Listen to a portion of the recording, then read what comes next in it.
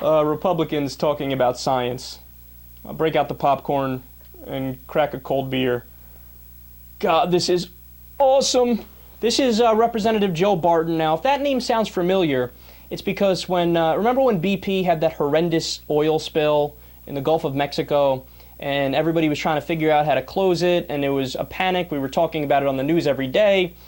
And obviously nobody was very happy with BP at that time, except Joe Barton, who came out and said, and apologized to the CEO of BP. Apologized. Said, oh, I'm so sorry. This is like a shakedown here. You know, we should obviously just allow you to spill hundreds of thousands, if not millions of gallons of oil into the water, into our oceans, and then no consequences associated with it. By the way, who even thought that was a debate where you can take sides?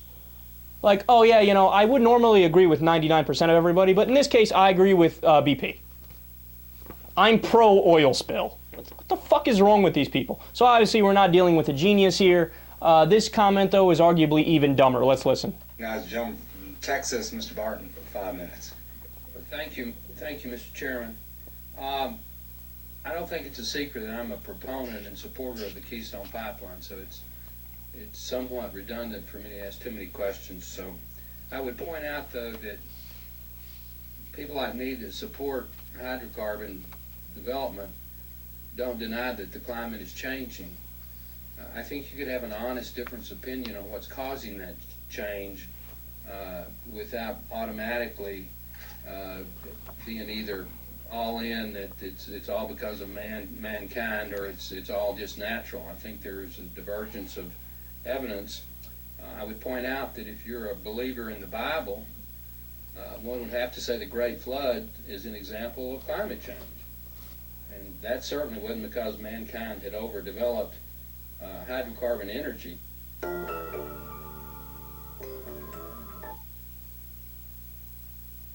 What are you gonna do, man? What are you gonna do? No.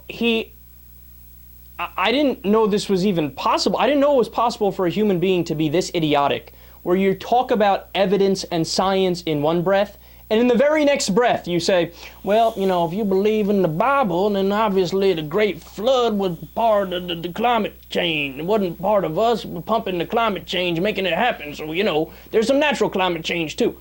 Oh, God. Oh, that's so stupid. Oh, that's so stupid. No, look, let's just talk about what the Great Flood is for a second.